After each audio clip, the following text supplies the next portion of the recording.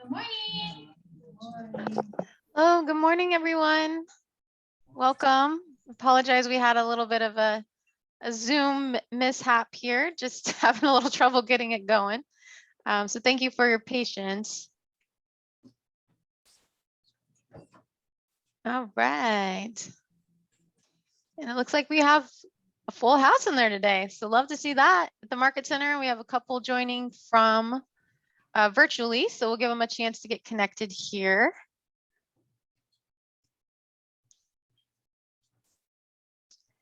And I'm sure you might be wondering who I am. I was not with you all last week. I know you had the opportunity to work with CJ here. CJ, if you want to go ahead and reintroduce yourself. Hey everybody, we had a good time last week. I'm here with you again. My name's CJ and I am one of the success coordinators on the enablement team powered by KWU, and I'm just here to support today. I'll be taking some attendance, doing some notes, and supporting Jenna today as she'll be leading us through part 2 of DocuSign. So we're excited to be back with y'all again. Excellent. Well, thank you, CJ. And my name is Jana Motskis. I am one of the leads here on the enablement team.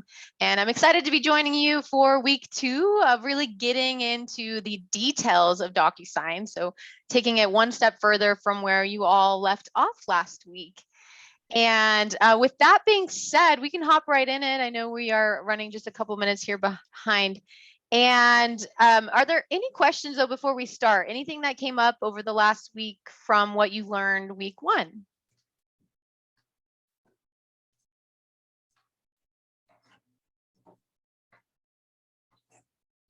All right, and feel free to speak aloud, or if you're logging in from home, you can throw it in the chat there as well. All right, perfect. Well, I'm going to share my screen. I'm just going to kind of walk through what to expect for today, and then we will just dive right into DocuSign. So we are here today. It's session 2. And really, once again, the enablement team, just as a quick reminder, we are a part of KWU now, and we use the knowledge gained from working with thousands of agents and leaders to provide training and resources to help you solve your business challenges with KW technology, including, of course, DocuSign, which we will be going through today. As always, you know, even after this training ends today, we will continue to be your partner in success. So please, please, please never be shy to reach out to us by email. You can reach us at that kwsuccess@kw.com or learncommand@kw.com. We have a lot of other different session offerings and that are small group sessions, sort of like this one that you can take part in, as well as some individual one-on-one classes. Today's goal is that we are going to take it one step further. So we really want to obtain an understanding on how to use and implement the additional features that DocuSign has to offer. And these are the features that are really going to help streamline the signature document process, saving you time, which we all know we want time back, as saving time is going to be, you know, time is money. So that is really what's going to be on the agenda today. And we're going to just dive into different DocuSign topics. So this is more of a topic-based session. So it's going to be more segmented. It's not really going to be an overall flow. So we're not going to flow through like we did week 1, going through, you know, from start to finish, how you complete the process. We absolutely want you to ask questions. We want this to be interactive. This is your time to get anything answered that comes up and for you to learn all that you can while you have us here. All right, and I know that you all should have created like a test opportunity or a DocuSign room that you were working in last week. So if you want to go ahead and get that open if you haven't as of yet, because we'll just continue on with that same exact room that you were working out of. All right, so the topics that we're going to touch on today, we have about 6 of them. I also noticed that there was a couple of items that from last week that you wanted to make sure we touched on. And first one is going to be the static data form template. So this one's my favorite one. This is a really big time saver. So I'm excited to get started off with that. We'll take a look at in-person signing, how you are able to do that through DocuSign, and emailing documents into the room. So just quickly being able to get anything that you would need for your transactions all in one place. Splitting, combining PDFs. So there's a lot of other actions, items that you can take within the Documents tab that allow you to easily connect the information that you would need to for your Market Center. And then voiding, correcting an envelope, and what to do when things fall through. So those ones that kind of go hand in hand there, just as we know that sometimes things happen. You know, you need to go back in, you might have missed a step when you were creating an envelope, or, you know, something falls through when you get to the signing table, whatever that might look like. We can take a look at that together. All right, so I'm going to stop sharing the PowerPoint screen here. With that being said, are there any other questions that came up just in regards to what we might be touching on today? All right. Excellent. Well, let's go ahead and we can get started here. And I'm going to share my DocuSign screen this time around so that we are able to walk through this together. All right. And is everyone able to see my screen here okay? Perfect. All right, so I'm already here in a DocuSign room. I have, I've been working in here a little bit. I have a couple of signed forms. I have my other additional forms that I started out with. Really, just as a quick reminder from last week, what you all went through and touched on is, as a refresher, is we always, of course, want to start from command. So really, that's where the transaction process is going to be created. You're going to first create your contact, then you'll create the opportunity from the contact. And then from there is where you're going to start your transaction to connect DocuSign to command.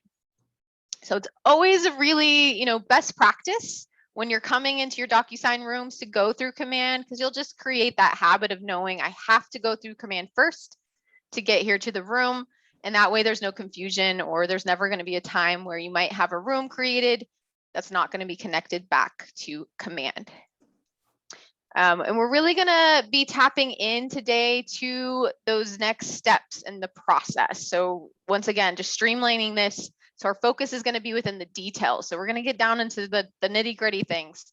So please let me know if you have questions, because like I said, it's going to be a little bit more segmented. So I want to make sure everyone's following along. All right. So first things first, static data form templates. So static data form templates are going to allow for you to take information that is static, or going to be the same across every single transaction that you're going to be completing here within DocuSign, and add it to your forms at the click of a button. So this is a really powerful tool. This is something that was actually just released here within this year within DocuSign, to streamline this process for you of adding in all that information and all those details that you're going to have across every single contract, whether it's on the buy side, whether it's on the sales side. So in order to have a static data form template created, you are going to need to go within your DocuSign Rooms account, and we're going to come up here to this My Docs tab.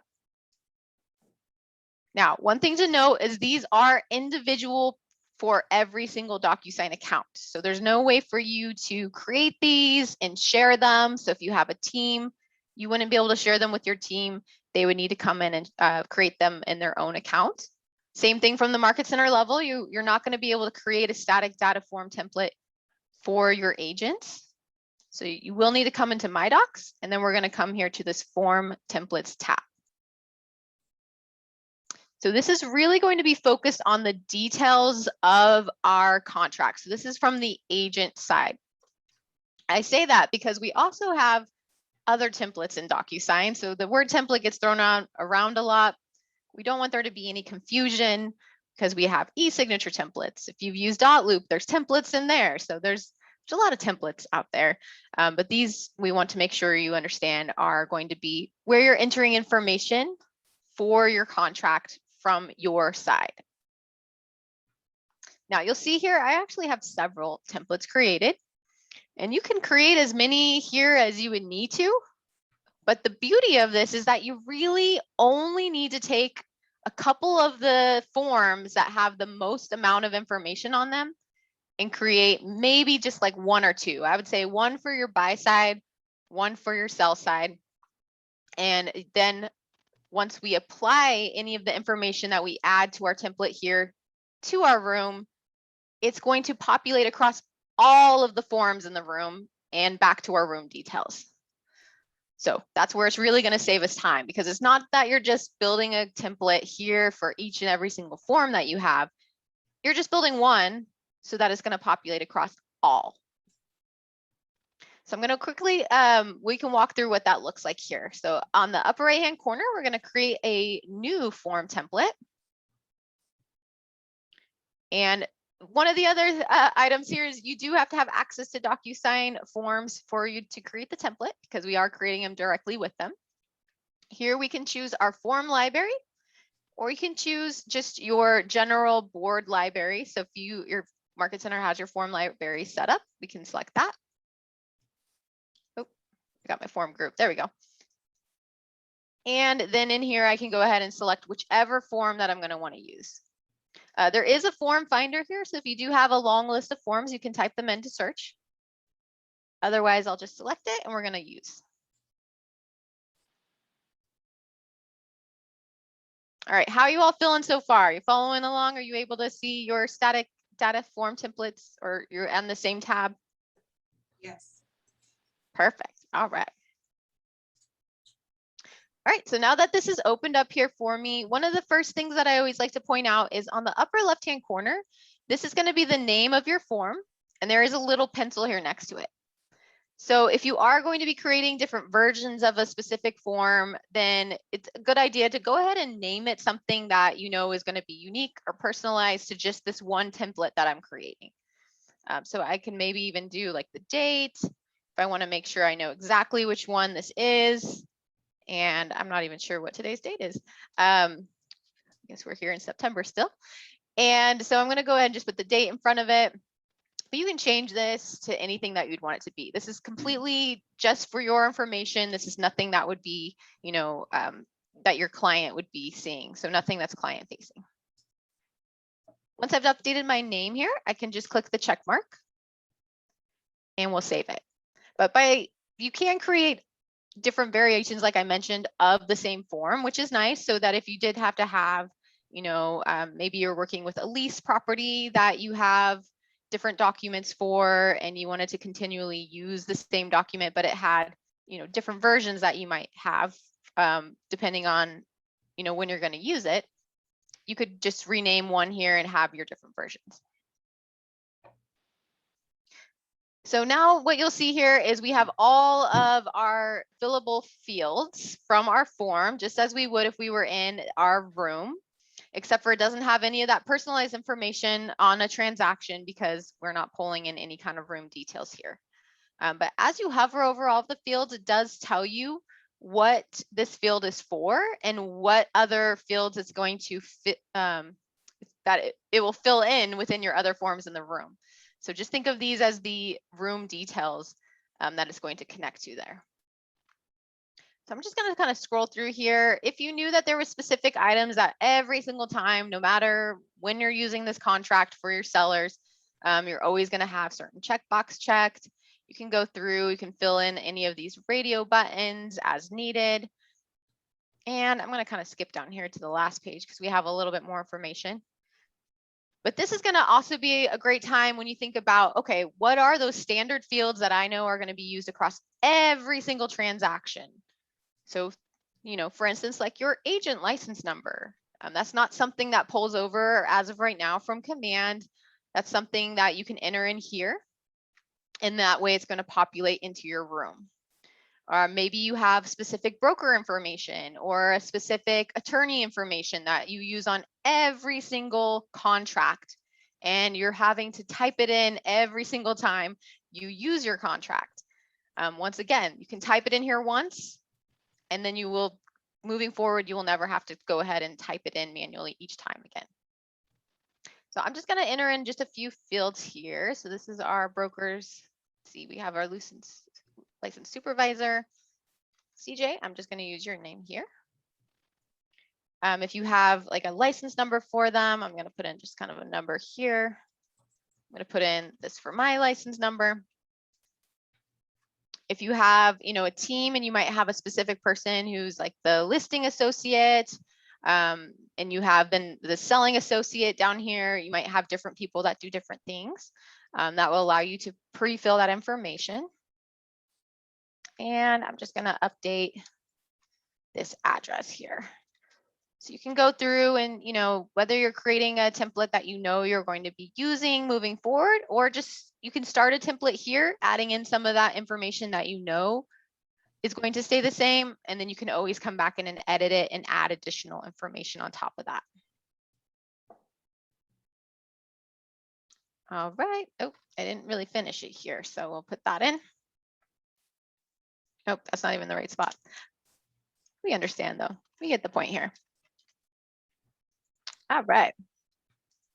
So we have some of our information here that I know that I'm going to need for any transaction. I'm not putting anything personal in. I don't want to use any, the seller's address. I'm not going to want to use my client's names, because if I were to, and I pulled this into a different room for a totally different transaction, it's going to wipe out all of my room details and it's going to replace it with this information. So that's why it's very important that you only enter in anything that you're going to use across every single transaction. All right, I'm going to pause here just for a moment just to check in. What questions do you all have around the static form template so far? Is there a way to change the font, the size of the boxes, anything like that? That is a great question. There is not at this time, really. It is just standard, just being able to type into it just as you would your forms inside of the documents tab in the room. The reason I ask is I did one with as a example, and my seller names, they overlap each other. Oh, okay. And when you even go like ahead. the city was overlapping the state. So And it was in the information that you input. So when it was Well, flattened, it was from just like class 1. When you type in a seller's name, I had seller 1, seller 2, it auto-filled it, and the names overlap each other. So like the end of seller 1 was over top of the beginning part of seller 2. got it. Yeah. So really, for any kind of issues, as far as if there is any overlap, or maybe even if you have like a statement that was running off the page or something along those lines, that's going to be something that I would contact DocuSign about. They would be able to possibly maybe resize or move around these fields for you so that there wouldn't be, maybe there'd be more space. Maybe they can change like the sizing to where the font might be a tiny bit smaller so they wouldn't overlap. But really, as the Market Center leadership, if whoever in your room might be able to handle that, I would say definitely reach out to them and get with them. They would be able to help you to reformat the fields themselves. That way you should hopefully not be running into any overlap. Thank you. Yeah, my pleasure. Any other questions? Is this something that's new that you have never seen before, or anyone in the room? I've experienced the same thing ever since I've been using DocuSign, especially on the in the sales contract of West Virginia. It overlaps everything. You can't see the addresses of anything. Yes. And so it just kind of all overlaps. So it's very confusing when people read it because they don't know what it is. These are things that you guys need to tell me, because I don't use the documents on a daily basis, so I don't know how they're populating. So whenever you guys come in contact with an issue in DocuSign, let me know. Whether it's formatting, whether it's auto-filling, whatever it might be, let me know so I can get that taken care of. Yeah, absolutely. Well, and thank you. I'm glad that came up though, because that's good to know. All right, well, perfect. Well, so now I do have some information here in my template. I'm going to go ahead and I'm going to save and close this template for now. All right, we'll give it a moment here.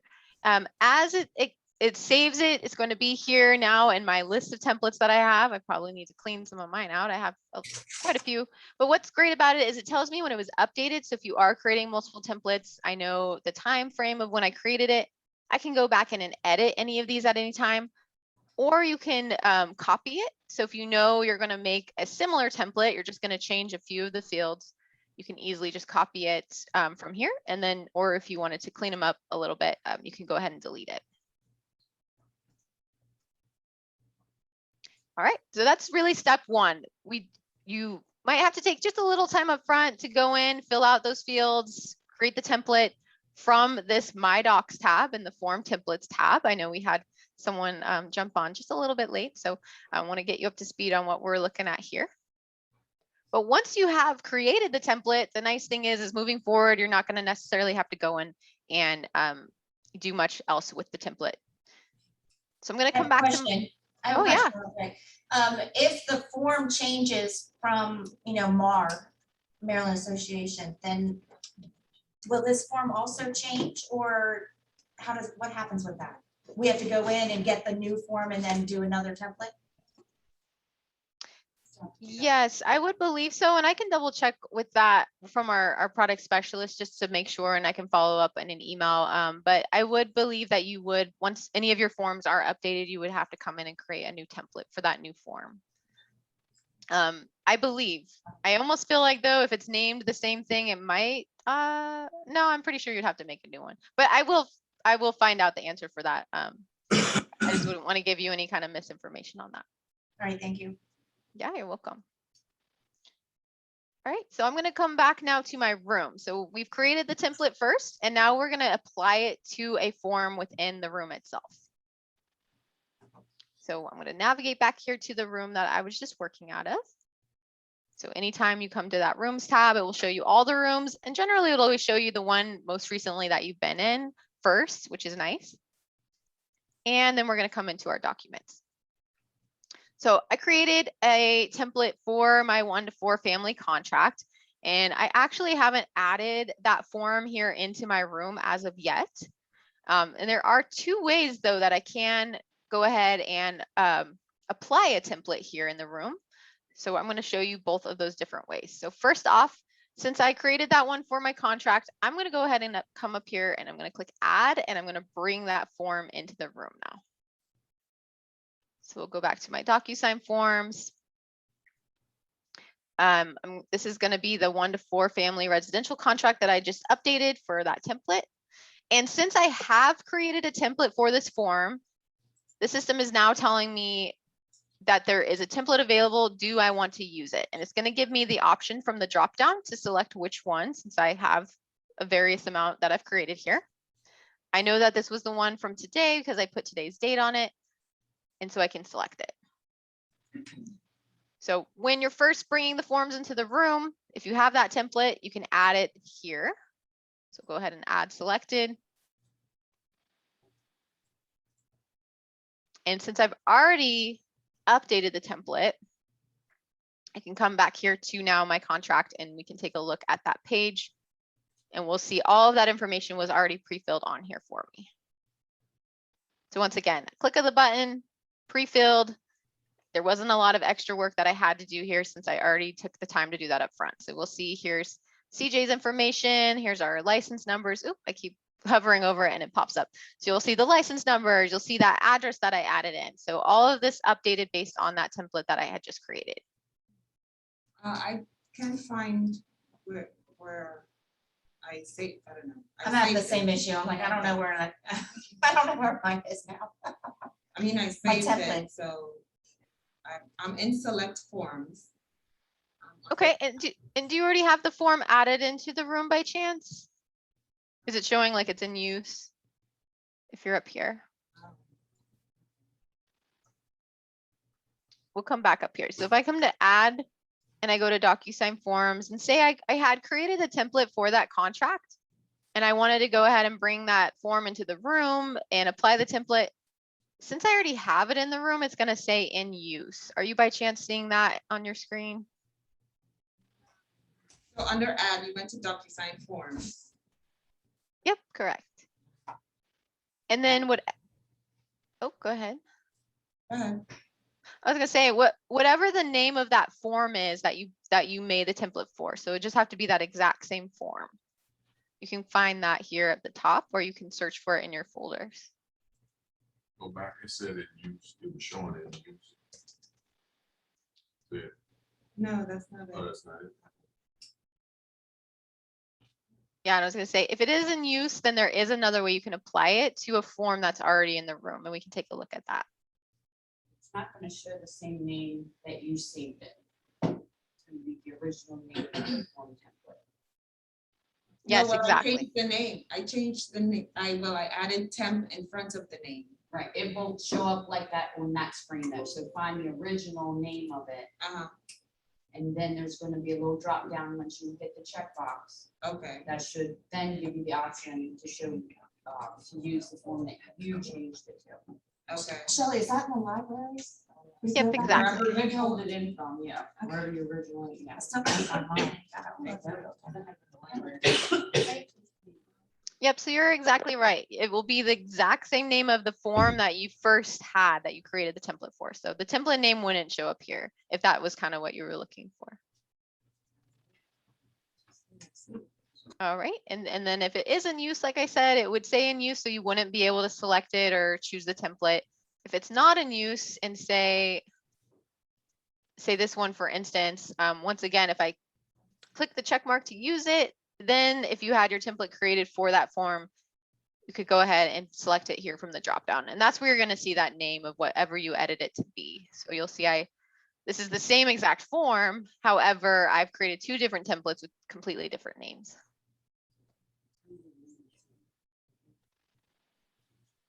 And then it would just add selected. Once again, it would already have any of that pre-populated information that I had added into that template.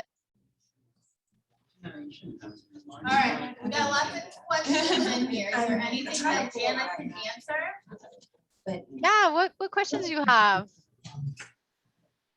We'd love to get them answered. But I put I'm, temp right in front of it. I'm really Okay, lost about that because part. I Just can't go even, find the I've got my exclusive, room, right. my Yeah, but I couldn't opportunity find it. created, and I'm in Right. But did you DocuSign, find it but in libraries? when I go to Down here? get documents, it doesn't No. show anything up. Where did you get it from? So your nerd's number probably isn't connected. We can sit I'm down and saying do that those after, is but when you yep, went get to it get that connected for you. exclusive. Yeah, I tried that. Go three find times, it exactly where you found it. That's Yeah, if fine. you're having any issues with the NERS ID, and also, oh, well, I guess it doesn't really work as well from your Market Center room. I was gonna say, we have a resource too, CJs can share to you for how you can get that entered in as well. You can place it in the chat there, you might be able to grab it. But that would be why you might not see your forms populating if you haven't connected your DocuSign account to your board forms yet. So there it is right there. Okay. So you want to go back to where? All right, and I do want to make sure you're all good to go before we keep moving on. So are there still some other questions that you all have? Well, I still can't find it, but I'm getting help. Maybe. Okay, I'll help you, but- No promises. Yeah, give it me or Kate. Yeah, we got you. I We got think so okay, maybe here is where I marked it. Hello?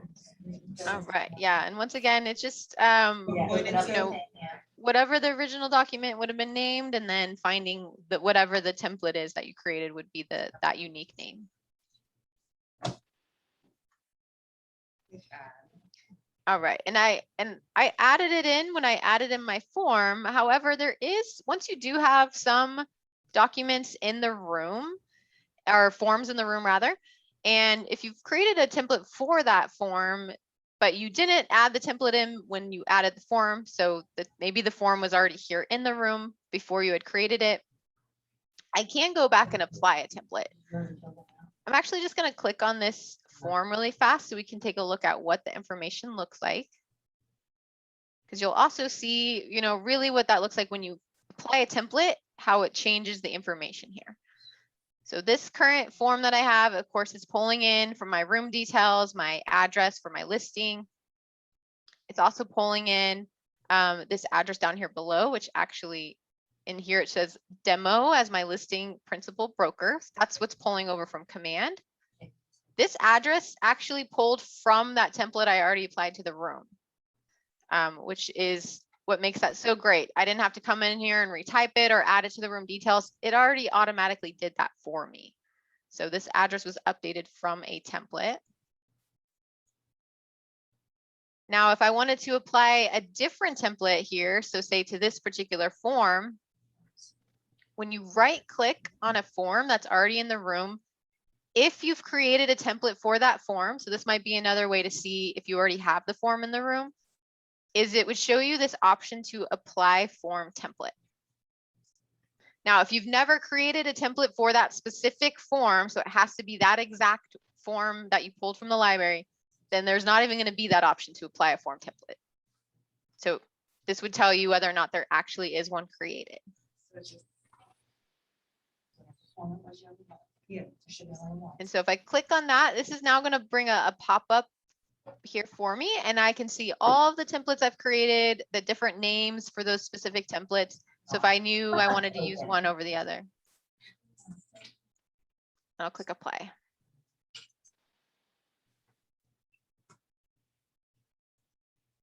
All right.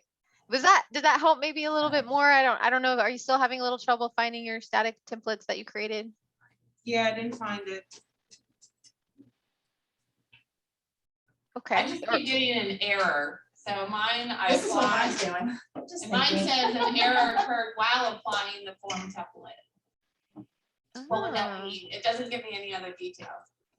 That's all it says. interesting. I wonder if maybe Are you um in a Mary Llewellyn account? Could it be because they're both utilizing the same agent account? You may have been in it first. I would think that it shouldn't really, if they're both logged in, I don't know if that would have an impact on it unless you're both trying to add in like the same form to the same room. One thing that you can do is you could invite someone to a room and they would be able to be in their own account and you could be collaborating in that room together if it is causing you issues being logged into the same one.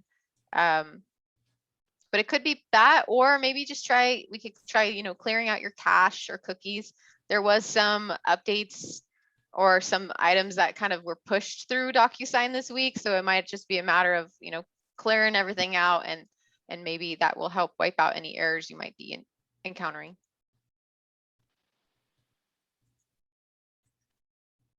Because we shouldn't have any errors. I did apply that form template here to this particular form once again, and we can see if there was information updated on it. All right, so once again, when you apply the template, it's not going to wipe out anything that you would have already had in your room details if I didn't fill any of these fields in. So it's another reason why we don't want to put any of that kind of personalized information to this transaction. You will notice it did automatically put in my dollar amount here because I had that in the template. And it also updated my listing principal broker because that was in the template as well. My address stayed the same because that was not filled out. So it's only filling in those fields where you added in that information.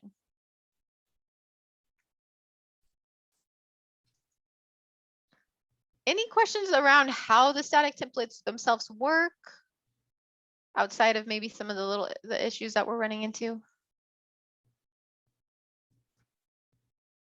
All right, are we feeling good? You guys, are you ready to move on to the next item, or do you still need a little time on this one? How are you guys feeling? I still haven't found the document, so. Faye, can you hang tight for 5 minutes after class? No problem. Okay. Yeah, absolutely. And we're happy to stay around too if we can help you troubleshoot it by any means at the end, for sure. So because we want you to be able to successfully use this feature, as I mentioned, this is one of my favorite because this is really going to save you a lot of time when you're filling out those contracts. We know that can get tedious. There's a lot of pages, there's a lot of information. All right. And so now that is really going to be our first topic that we had here. The next topic that we were going to touch on is going to be that setting up in-person signing. However, I noticed from last week that in our notes, when CJ was walking through the original flow, we had a question on how you would add a transaction coordinator to a room. It also sounds like you have a couple of people that might be working out of the same accounts within your office, things along those lines. So I'm going to stray away from the call flow for just a second, or from our flow that we kind of had set up here for today, to show you how you can invite someone into the room, just since I know that was a question that had come up for you all. So I'm going to come up here to the People tab. So when you're working out of a DocuSign room and you wanted to have like a team member, a transaction coordinator in your market center, someone that could come in and be able to access your forms, be able to send out envelopes for you, or just simply collaborate around what you're working on here for this transaction, you can go ahead and invite someone into the room. You'll see that, of course, here I am, and then I have like my admin, my MCA. So your MCA owns all of the rooms, so they will always be here under the People tab. So if you're seeing any additional individuals here, so your market center, admin account, I'm connected to a couple of things here. That's why I have some extras. Otherwise, you can come up here to the top and we can invite. What this is going to let me do is now search for anyone in the KW umbrella to find them to invite here to the room. You will have to have their DocuSign email address, so whatever email they would have set up their DocuSign account under. And they have to have a KW DocuSign account for you to be able to invite them into the room, to be able to edit forms or access forms or complete any actions in here.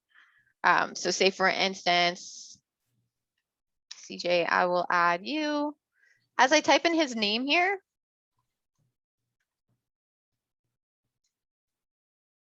it's going to show me whether or not there's already a KW DocuSign account created for this email address. So I can see that there is, because I can see it in the dropdown. However, CJ, I hope both of these are you. I'm going to select one here. And when I do that, it's going to populate his full name for me. So I already have that here. You'll also have to select what the transaction side is. So I'm working on a listing. But what it's given him here is an agent owner role. That agent owner role will not populate here or be an option if this person does not have a KW DocuSign account. And that means they can only view documents in a room or add documents to a room as a client or a vendor. So that's really going to give them limited access. You can view the permissions here. It would give you a breakdown of all that, what they're going to be able to do in here. But I'm going to go ahead and invite him. And I know I'm going to kind of brush through this one a little bit quicker, but this one is very important because it is a two-step process. Now for CJ, it looks like I had already invited him to a room previously and I gave him form access. You'll see that here he has a green tag that says form access. That means he now can log into his own DocuSign account and he'll see my room and be able to come in. He can add forms from DocuSign directly. So even if it's an unlicensed admin who does have a DocuSign account though through Keller Williams, they would be able to access your forms on your behalf if they didn't have that NRDS ID to be able to pull in their own forms. Now, in order to give someone form access, because if you just invited someone today, you've never used this feature before, they wouldn't automatically have that form access.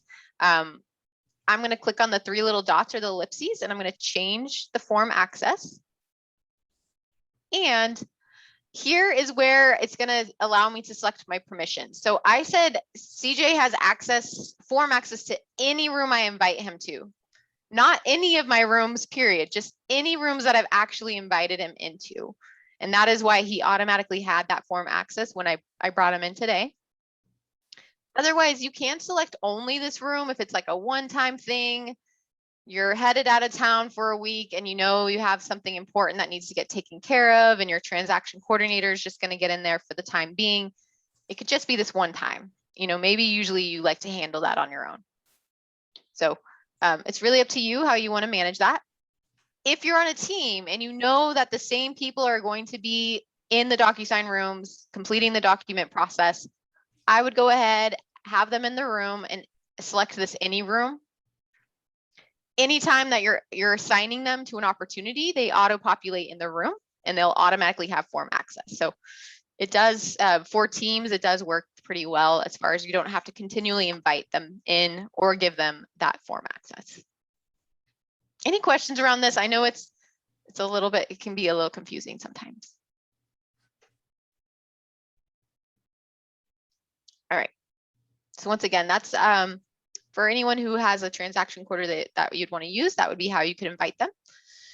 In turn, if CJ came in here and he wanted to add in other documents, even though this is my room, I originally created it, I wouldn't be able to see what CJ is doing unless he gives me form access back. So this is a two-way process where he would then in turn, he would come here to the people tab, he would find me, select the same 3 dots, and then he would be able to here under access, be able to see what I can see and what I can't, and he can select for me to view the information that he's added into the room. So just make sure that if you're adding anyone, that they're adding you back essentially, so that you can see each other's work and be collaborating in there together.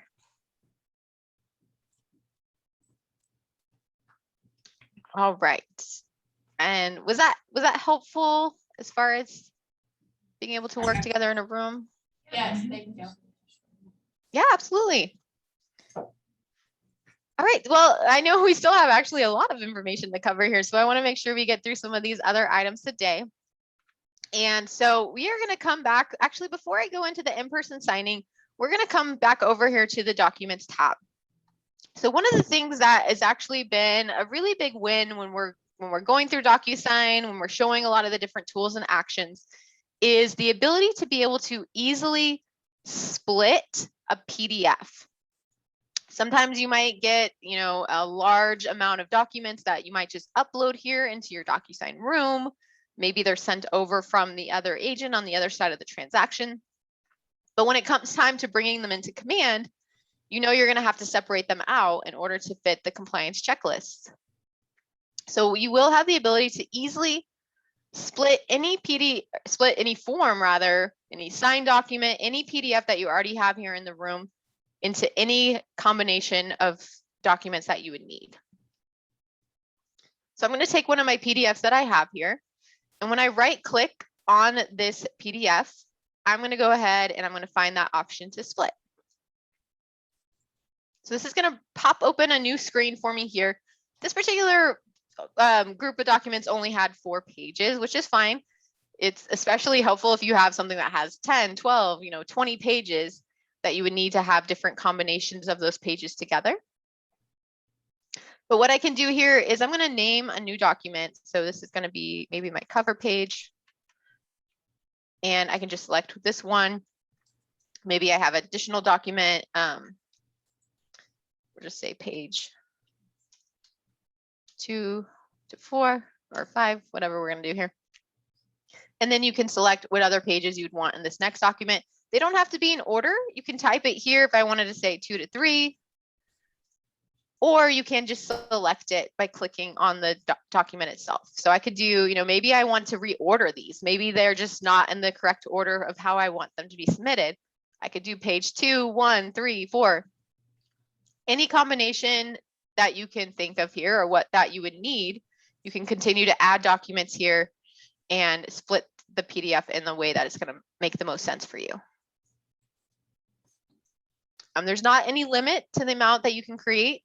And the nice thing is once I do split the PDF and create this, and I click save, I will still always have my original PDF. So if you wanted to keep that one packet intact, it will remain here in the room. And then I have my 2 new pages that I broke off of that existing document. So you always have a working copy of anything that you're doing here in DocuSign. Any questions around that? No. Is that a helpful tool that you feel like your market center can use? Yeah, that's pretty simple. I have a question since you're in the documents. Yeah, Is there a way to sort them a specific way or move them so that you see a certain document first? That is a great question. We get that a lot. So there is only really a couple of ways of how you can sort documents here. So at the top, you have just the option to do A to Z, Z to A. What I found or what I've heard people do is they actually rename the documents with like a number or a letter for the naming convention, like 1, 2, 3, 4. That way, if you're doing A to Z, it will go in order of those documents that you would want based on the numbers that you've added in front of them. So you can kind of, work around it just by renaming it.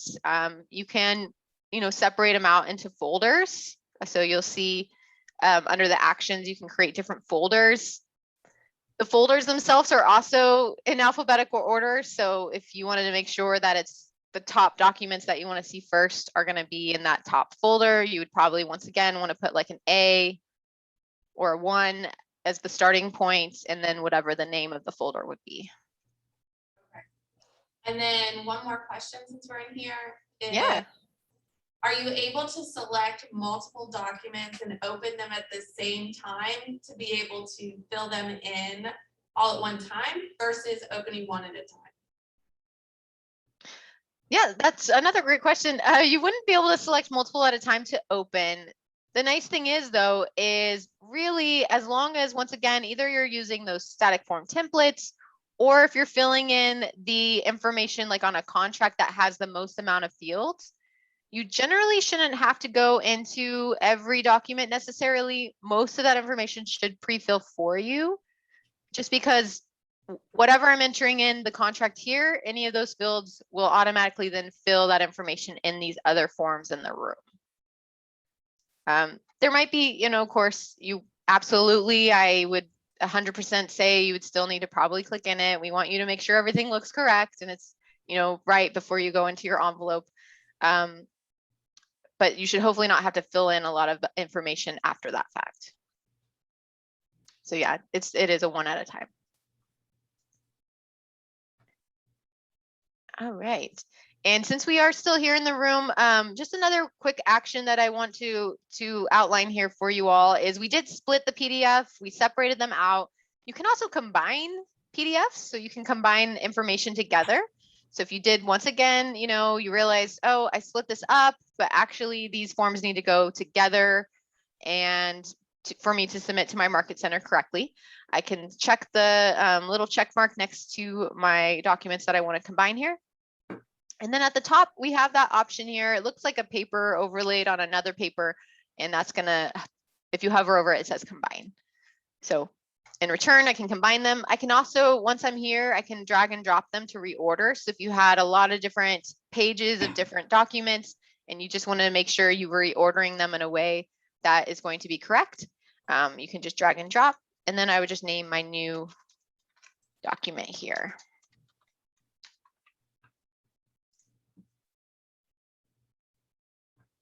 Once again, it's going to keep my originals, but it's going to create that new document as well. So in case you were like, actually, I didn't need to do that. I still have the originals, no need to worry, but I have now that additional combined document. And as you can see, this can get, kind of messy in here fast. That's why also using those folders is really going to help you stay organized to keeping any of those maybe documents that you just have as your working document as an original PDF. And maybe these are ones that you might actually need for your contract or your transaction rather.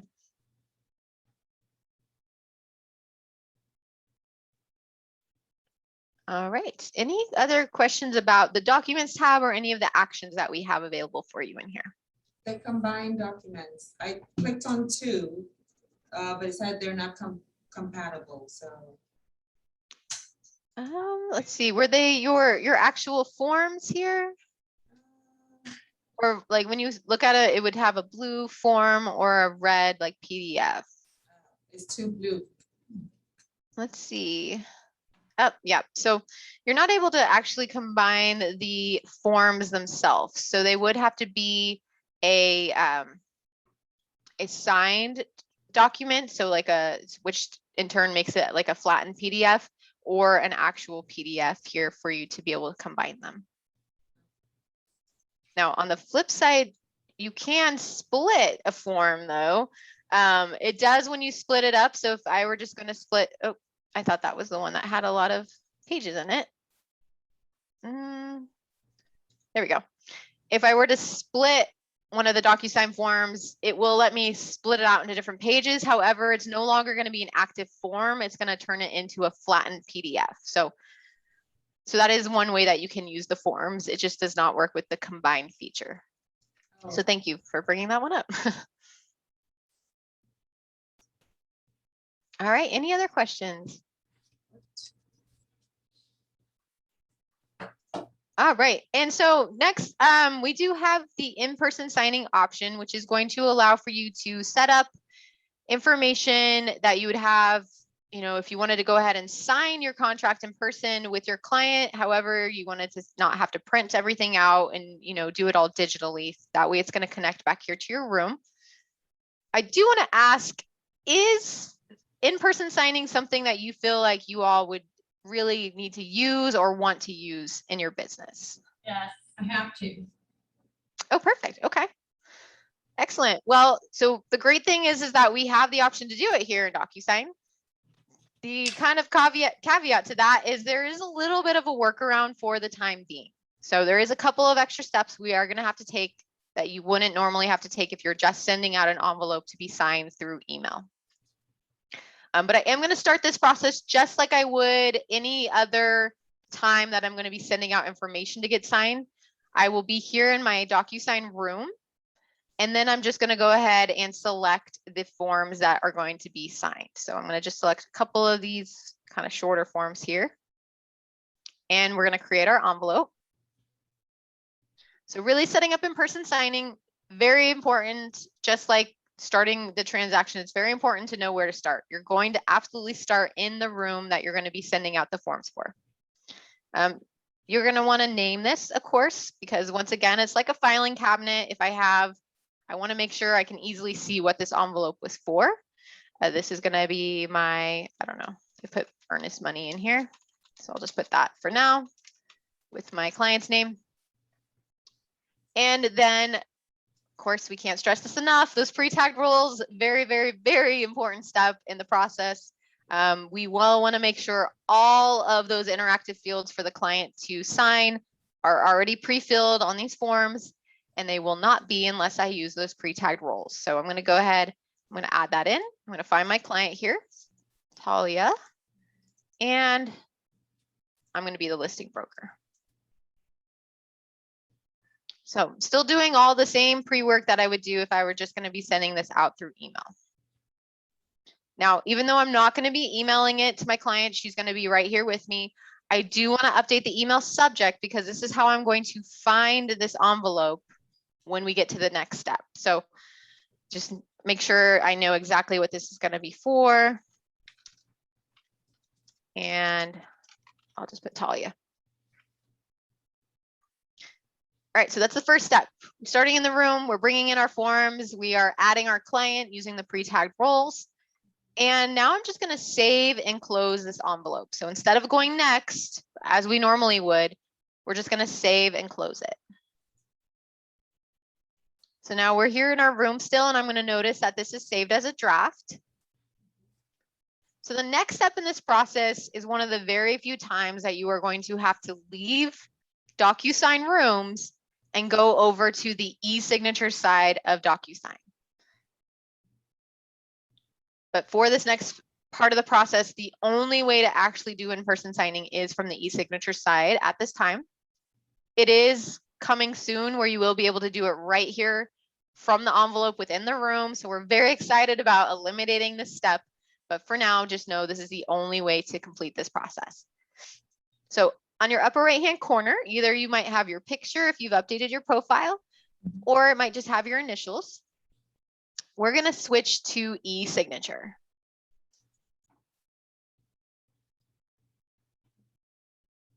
And as this is loading up here, is everyone following along? Are you able to switch over to e-signature? Or you have your envelope set up? We're good to keep moving. Yes. All right, perfect. Just want to make sure you're all following along. When you get to the e-signature side, you'll notice that you're definitely in a different place. I like that they've made it very obvious that we're no longer in rooms. They have this, black banner at the top. It says DocuSign e-signature in big lettering.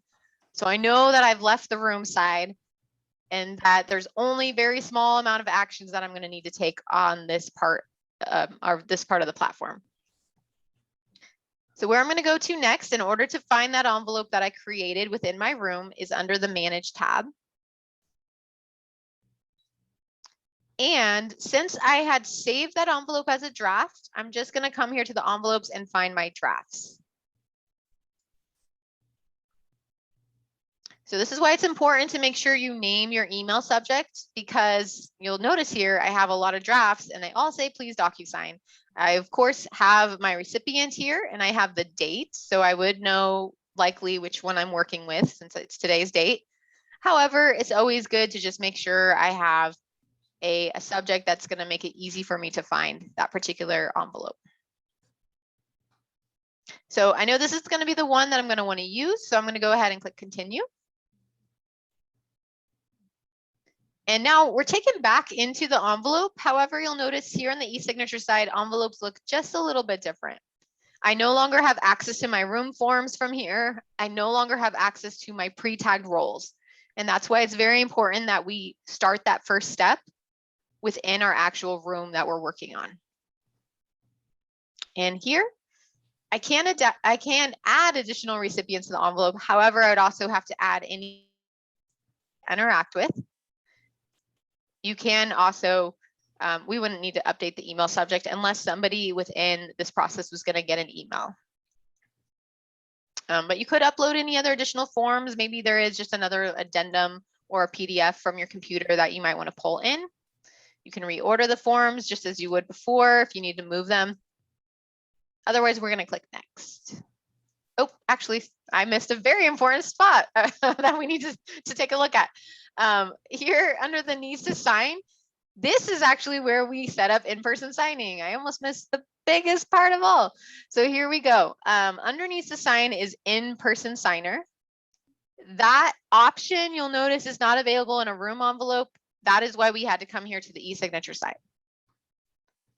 So I will want to select in-person signer. It is going to ask who is going to be the host. It defaulted to me because it knows it's my account. But generally, yes, it should always be you, the agent. And I'm going to go ahead and I'm going to click in-person signer for Talia as well. I'm going to be the host. It did reorder these a little, so I want to make sure that Talia is actually number one. Eventually, these options that you see here will be added to the room side in the envelopes. So that's what's going to make this a little bit easier. But for now, we have it selected. We have our in-person signers. And now we can click next. Right, so once again, any of the details we filled out when we were in the room, we should see them here. We'll also see any of the fields that are going to need to be interacted with for our client. If everything looks good to go, I don't need to add any additional information on here, any additional fields that we see here on the left-hand side. I can go ahead and click send. Now, I know that might seem like, well, wait, I'm not sending it to her. Like, why would I click that? It is still going to be the option that you're going to want to click.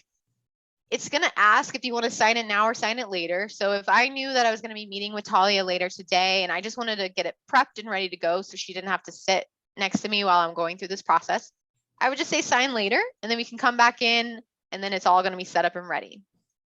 Otherwise, she's here already. We're rocking and rolling. I'm going to click sign now. So this is going to now navigate me into another screen. The first time you go through this, it's going to tell you exactly what this process looks like. So it's really me, the host, starting the process. I'm going to pass control over to my client, who in turn is going to finish the documents, and then they're going to pass the control back over to me. So whether you're working on a laptop and you're just kind of swinging it around for them to look through it, or you have an iPad or something that you're handing to them, that would be where the process starts. You can always check this if you don't want to continually see this message. I, of course, like to keep it here for training purposes. But now it's telling me, all right, it's time to pass your control over to Talia. So I'm going to click continue. This is where I would then hand it off or allow my client to look through and sign the information that I have here in this envelope. They still have to agree to use electronic records and signatures. Once they click continue, they would start. And it also still allows them to adopt their signature. So Talia could add in, you know, maybe her middle initial needs to go on any legal documents that she creates here. So we're just going to pretend her middle name starts with an M. If she wanted to, she could also, you know, change the style of font. If you had a device like something, you know, like and maybe an iPad or something where you could draw on it and they wanted to have more of their actual looking signature, there is a draw feature here, even if they wanted to kind of do it by, you know, oh, that's my name, not Talia's, but even if they wanted to do it, you know, with the mouse, but just to have it to be more of their actual unique signature. So it is like they are filling out a paper form, they could do that here. Otherwise, I'm just going to adopt the signature. And then Talia would complete the signing where she would need to complete that. Once we're done, we click finish. She would have the option to go ahead and email it to herself, or you could print it. So if you have a printer nearby that you have hooked up to your device, it would allow you to let them have a paper copy of this. Otherwise, if I skip that step, I hit continue, it's now saying, all right, to complete the signing process, pass it back over to your agent or whoever the host might be. So as I click next, it is going to take me back over into my my manage tab where all of my envelopes live, which, you know, may not seem super intuitive at first because you're like, wait a second, I still needed to sign it. It does bring you back in here. You would have to come into your inbox now and find that envelope that's in progress. So you will see here that I still need to sign. It's only half done. It has today's date. And then I can click sign to complete that process. So a little bit of a workaround. You have to start from the room. You have to come over here to the e-signature side, have it all set up and ready to go for your client. And then, I had just one on here. And then you would finish the process. What questions do you all have about in-person signing?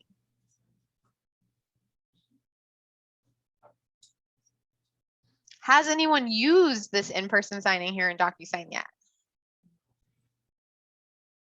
Nope. Okay.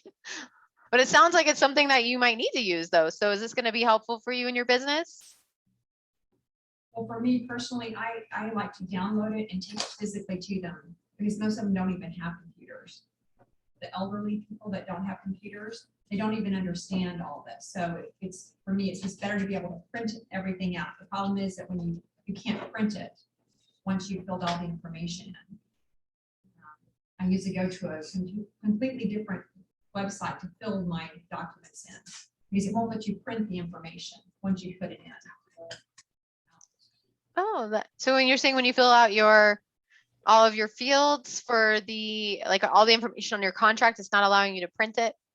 Right, when you take it to the envelope and then you take it for the signing and you've filled in, like for some reason, mine is not showing up, pre-tags don't show up on mine either. So I've got to pre-tag everything. It just, I don't know if there's some disconnect on my part or whatever, but when you get there and you filled all the information out and then I go to hit print, it prints a blank contract for me with none of the information that I put in. I've tried it several times and I just gave up and went to Eastern Panhandle and did it myself through the thing. So I'm not sure if that's just something I'm doing incorrectly or if that's normal. I would be interested to see just what the process looks like that you're going through, only because it should not be printing. Like you should have the ability to print out any of your contracts that would have all of the information that they would already need on it. You would want to do it through the documents tab, I would say, because that would have then all of the information that you, the agent, have filled out. The envelope would just be more for, you know, any of those interactive fields for the client. However, they're going to be hand signing it, so they're going to do it all by hand. Yes. Okay, so you shouldn't necessarily need to go through the envelope process unless you were actually going to be either doing the in-person signing, so keeping it all digital, or sending it to them by email. So we most certainly can take a look at that. At the end, we'd be happy. I want to make sure that, you are able to successfully do that. I know there is still a lot of people that like to have, a physical paper copy of everything. I mean, I got a house a year ago and we signed by paper. So we didn't do all the digital things. It's sometimes nice to still do it that way. So You're saying that in the document section, as long as I fill out everything in the document section, I can print that out. But once I take it over to the envelope section, that's where it will not print what I've put in, or the pre-tag rows. So I need to print from the document section. correct. Yep. And the pre-tagged rules are only going to really be needed if you're emailing it, because what's that do? That's just putting in those interactive fields for the client. There's really no other use for those pre-tagged roles outside of that. So if you're not doing it digitally, you wouldn't necessarily need those. So when I am doing one where someone is going to sign it electronically, I'm still not able to have my pre-tag roles. I have to physically go in and put them in. So I'm just wondering if maybe I've not connected something somewhere and why it's not doing that. Yeah, now that I would be more interested to see what might be going on. It would have to be only, it would have to be a DocuSign form that you're using. And as long as DocuSign has mapped your forms, then there should be an option for pre-tagged roles as well. So it just wouldn't work if you wouldn't be able to use a pre-tagged role if you were just using like a flat PDF or something outside of a DocuSign form. Is it possible to highlight where they need to sign, open the red line? And what the pre-tag rules would be, I guess? There's not really a way to highlight. So like if they were to receive it, you mean digitally to where it would show them? No, printing it out. Oh, printing it out. No, there wouldn't necessarily, because really once you get to the envelopes, there's not anything, there really wouldn't be many options around like printing out any of that information that you would see there is the only thing. So it really would be once you're going, if you're going to go the paper route, that is really going to still be more of a manual process of highlighting or crossing out or things like that. Yeah, so really, if you think about the envelope process, it mirrors the manual process. So when you're in the envelope, you're taking actions like as if you were doing it in the physical world. So those pre-tagged roles is just like you're putting sticky notes where that person would want to sign or highlighting it. Like the strike through might be you whiting out something on the paper that they don't need to see. So those are really just kind of those type of actions they're doing, but digitally that wouldn't necessarily be replicated if you were to like print that document out from that point in the process.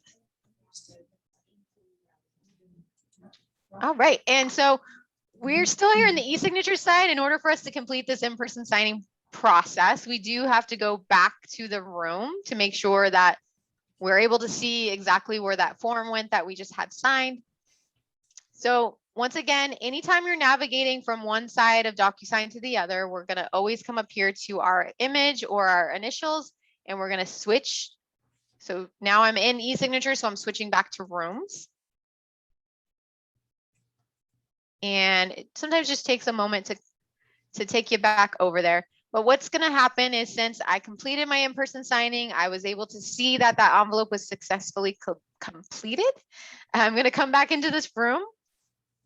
And since I started that process from the room side, I started it within this exact room, I will now see that those documents that were signed here and here came back into this exact room. So it comes full circle. It's just a little bit of a journey to get there for the time being. But like I said, that's not going to be in the long run. Eventually, this is going to be a lot more streamlined. It's going to save you some time. That's what we love to hear. DocuSign is trying to find as many ways to save you time as possible. So what other questions do you have around the in-person signing process?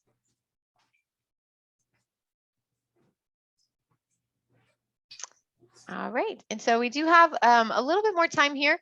The next item I do want to touch on, this is another way that you can easily bring in documents to your room from either from yourself or from your client, any vendors you're working with, maybe even an agent on the other side of the transaction who wouldn't necessarily have direct access to uploading information here into the room itself.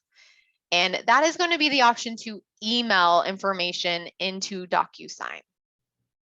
So every single person that has a DocuSign account here, if you're logged into your DocuSign account, at the top, you will also have an inbox. So you have the ability to send information to your DocuSign account.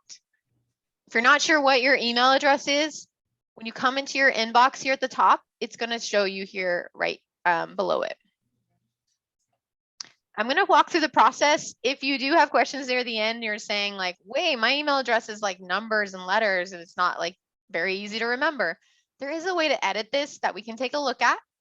There's also a way to adopt a fax number. So if you do still use fax for if you're, working with banks or you have anyone who might want to be faxing you information, you can adopt a fax number. Both of these are free. There's nothing additional that adds on to DocuSign here. So even as the market center, if you still use fax in any way, shape, or form, you can use your fax within your DocuSign account. That would alleviate maybe an extra cost you might have monthly there.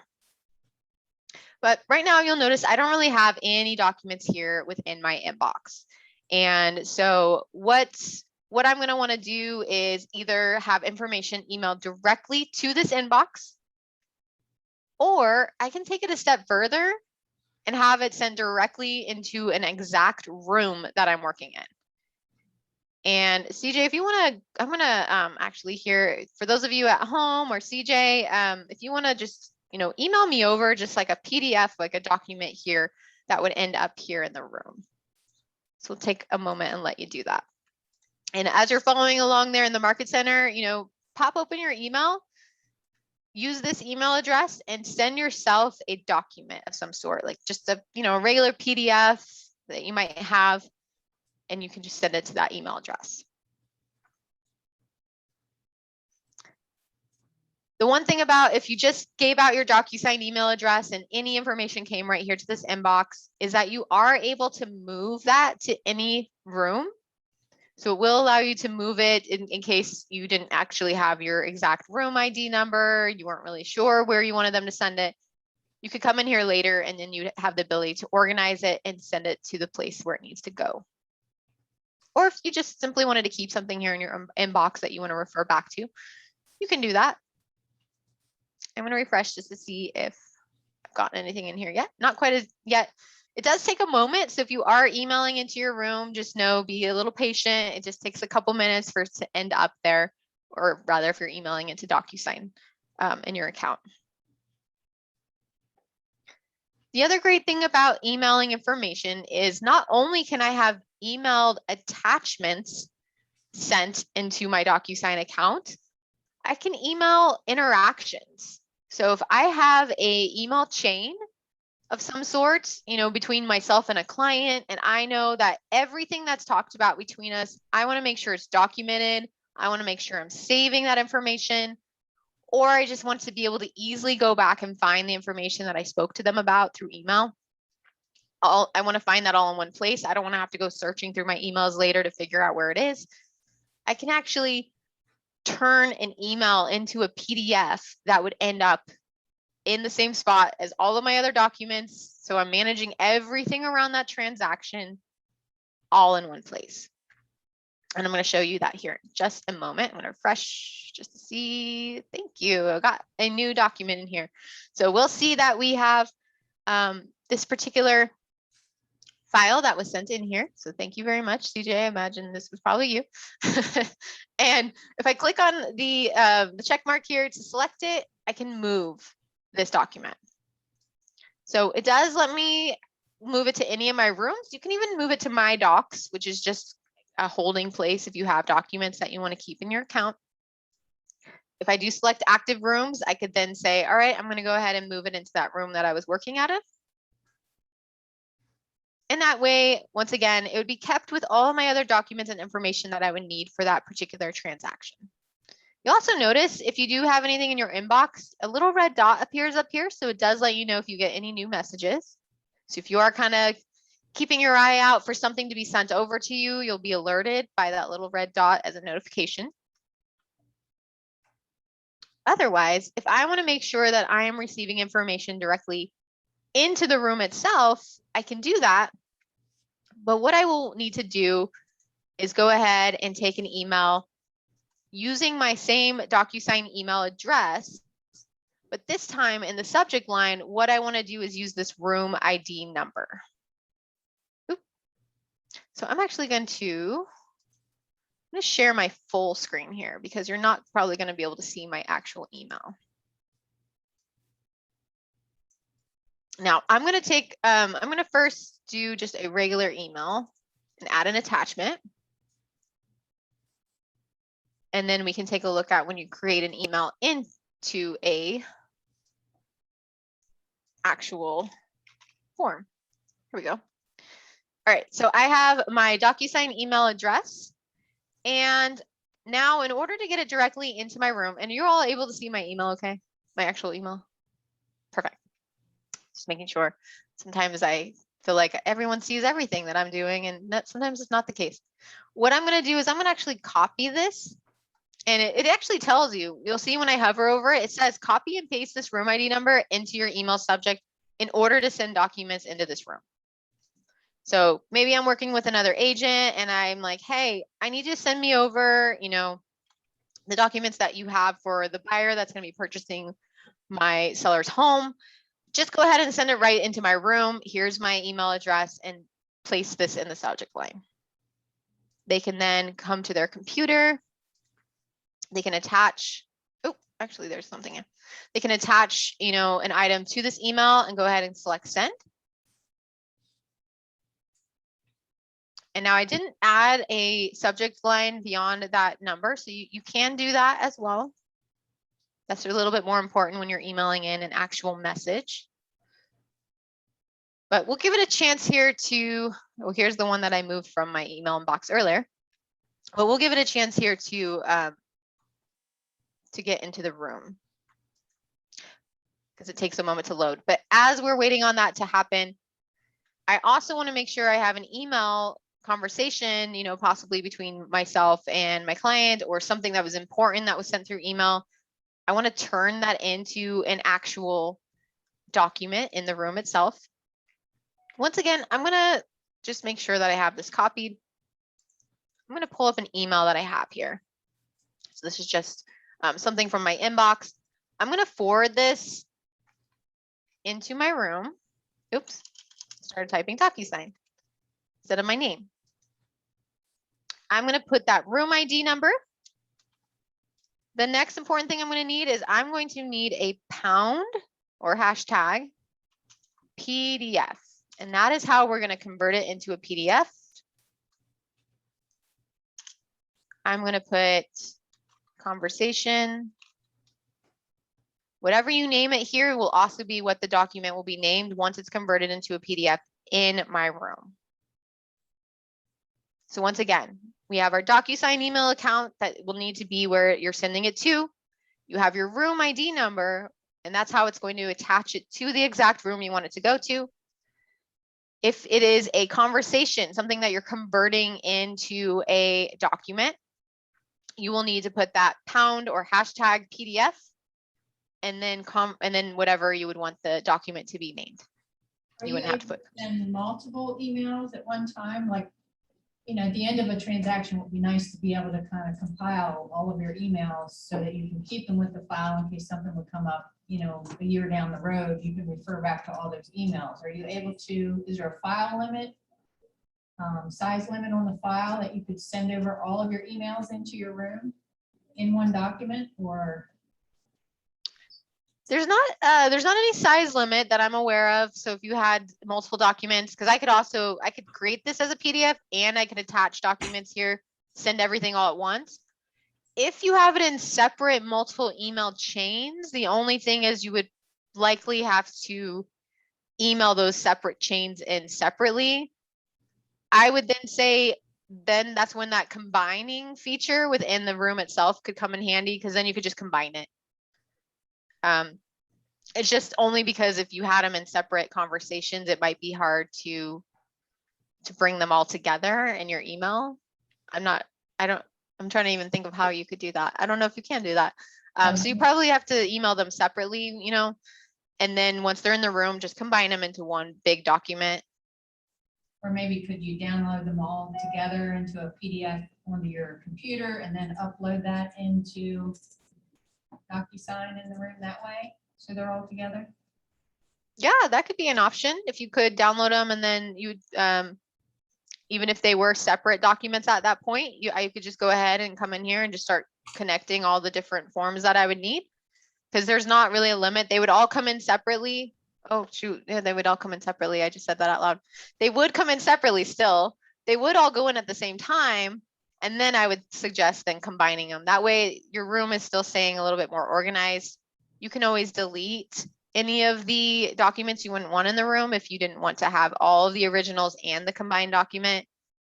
Or you could create a folder that's strictly just like name it like client conversations, you know, or something like that, and keep that folder closed. That way you still have everything in one place. You can always go back and reference anything, especially for any kind of legal reasons. Anything comes up, it's always good to have documentation, of course.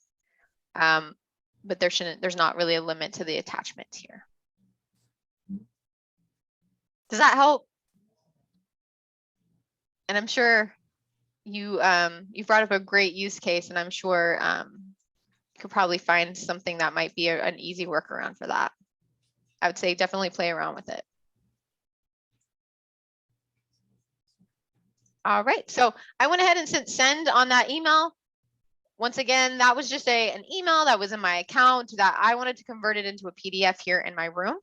One other thing I want to note is you can actually send in other file types to the room as well. So if you did have images, you know, maybe you had certain pictures from the property that you're working on that you wanted to send in, you can send in a JPEG file. You can't upload JPEG, so that's just one workaround if you needed to get information like that into your room as well. It's just email it directly in here. That way you can have it readily available. So I'm going to click refresh. We'll give it a moment here. Since we did send in now a couple of different documents, as I mentioned, you know, as fast as your forms email out of here, they don't email in as fast if you're sending something to your room, which is always kind of funny to me. But I do believe, oh, this was the document, this buyer signed document that I pulled in from the original email. So the one that I had just put my room ID and attached that PDF. So it does bring it in here. Once again, I have it sorted A to Z. So if you're looking for something, you just want to make sure you know what the name of it was so you can easily find it. And then of course, if I had created a folder just for my email conversations, I could just drag and drop it into a folder, or you can multi-select. Oops, I didn't mean to click into that one. You can multi-select and then you can click move here at the top if you needed to move them all at once into a folder. So say, for instance, if you did have multiple email conversations or something along those lines that you wanted to move into a folder in the room. Give it just another moment here to make sure my other email comes through, just so you can kind of see what that looks like. I will say sometimes you might get so here's that conversation. And you actually really just need the room number from where that hashtag or # to the end of the number. I sometimes just copy the whole thing. So it did actually put ID on here as part of the subject line. And that's because I had copied that into the subject line.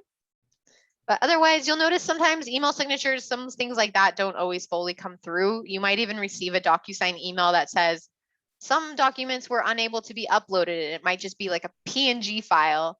And really what it was is just my logo here. But otherwise, everything from that email conversation would be here in one solid document for me. And that way, once again, I have everything that I would need to have for this particular transaction all in one place as well. All right, well, I know we are coming up here on our time, and I, of course, want to be respectful of all your time.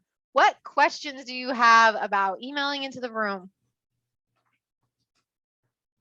I tried to email a document, a PDF, but it didn't go through. But then I tried to email a picture and it went through. Let me tell you. It's the one that was the PDF, it says message blocked. But the picture one went through. Oh, interesting. It just said message dropped. It didn't say anything else, like any kind of error. Message blocked, see technical, says see technical, details. Okay. I wonder, maybe try it just one more time and see. And did you just use the DocuSign email? It sounds like you did that successfully with the picture. Yes, I did it twice, and then I did the picture, and the picture went through. Okay. Is it a large document? No, it's just 2 pages, maybe. Oh. Okay. Yeah, that would be something we might have to kind of look at. I'm not sure why it would have issues. Generally, yeah, like I said, as far as I know, there's not any kind of file size limit, and it sounds like that's not even like a very large file. And were you just trying to email it directly into the inbox or to a room ID? That room. Okay. All right. Yeah. So as long as that was in the subject line, really any attachments should have come through. Sometimes what I would say, that message that you received, was it in your email? Because it will email your DocuSign email address sometimes and tell you why something wasn't able to go through. So you might see a email from DocuSign directly. So maybe just double check that for the moment, and then we can come back to that here in just a sec. I do want to be sure though, like I said, that I'm respectful of all of y'all's time, since I know we went through a lot of information today. I would love to hear from you all. What was some of your favorite highlights of the information we touched on? I know there was a couple of items that we weren't able to fully get to, and we can always send you over more information about, voiding envelopes, or if you have something that falls through, what's kind of the best actions to take on that. We want to make sure that we give you as much information as possible about how you can manage your document process here using DocuSign successfully. And we do have, I know we have feedback form. We love to always hear how we've done for these trainings. I know we've had a couple of weeks with you all here with our team. We also have a great DocuSign support quick guide. So if you do ever have questions and you need, you're not really sure who to go to as far as if it's like a support related issue, like a bug, this is a great resource that kind of breaks down what's the best outlet for it. Generally, I would say if there's something going wrong in your DocuSign account, our KW support team is going to be your first place to go. If you just have general questions though around DocuSign, like how do I do something in here? I learned this in your class, but I'm not sure now that I'm working in here. I have questions that have come up. Please, please, please do not hesitate to reach out to our team. You can always email us at learncommand@kw.com.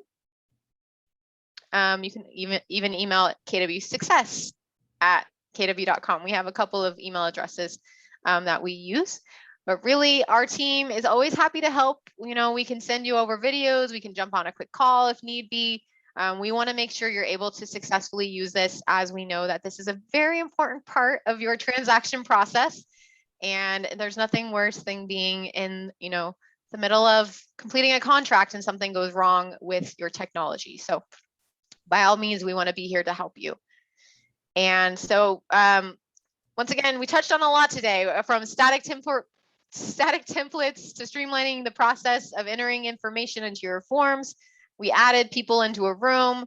We emailed into the room. We created an in-person signing as well. So any last questions? I know we're just a tiny bit over here, so I don't want to hold you too long. No, but I removed the ID in front of the numbers and it worked out. Oh, perfect. That's interesting that it worked for mine and it didn't work for yours when you did that. So I guess best practice for everyone, just make sure that you're only using the hashtag and then the numbers. Maybe sometimes that ID number can just throw it off a little bit.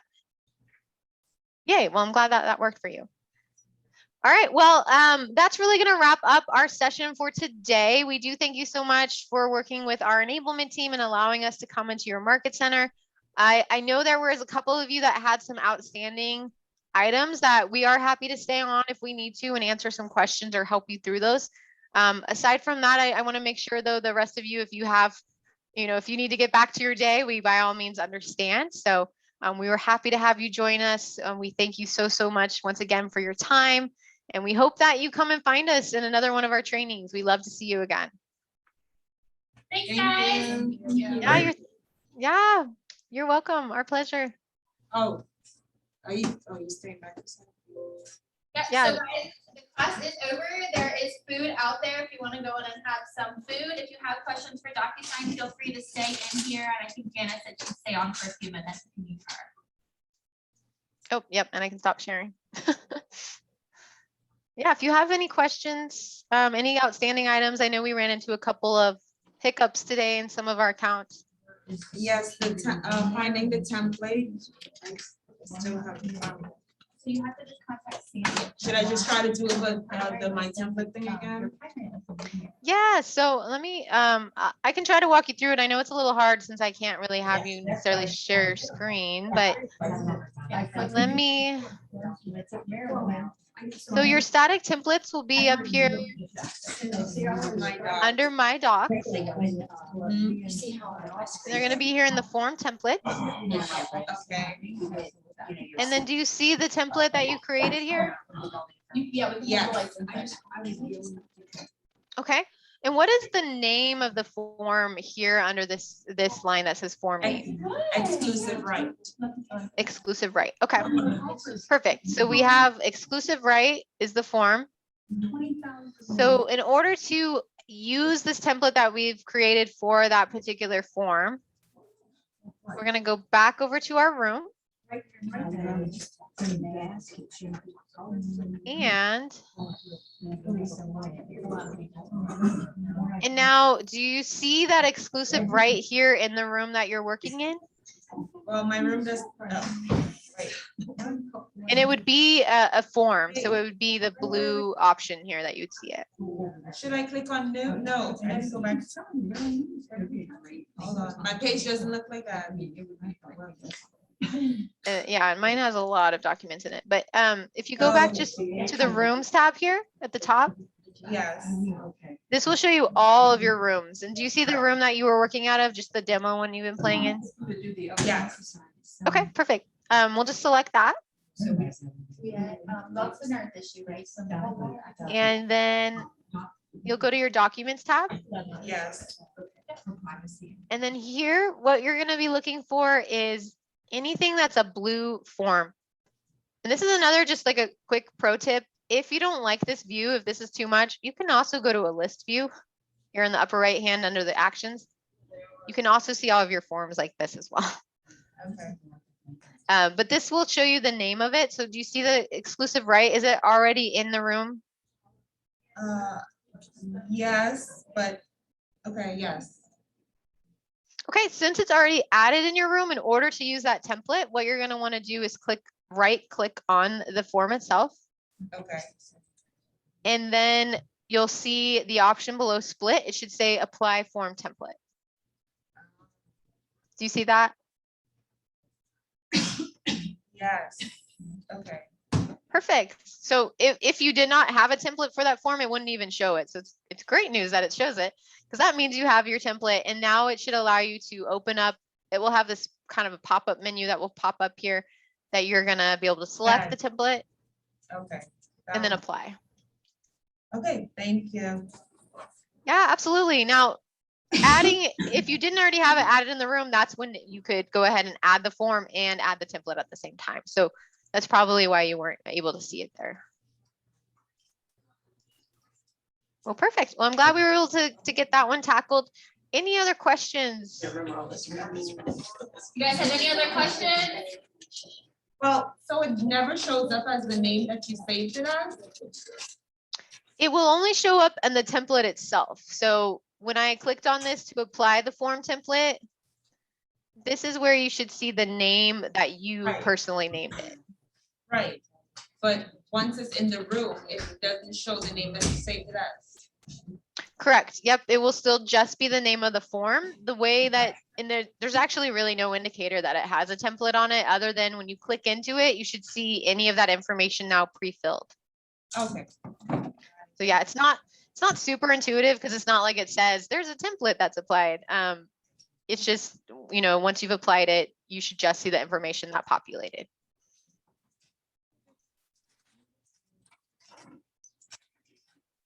All right, anything else?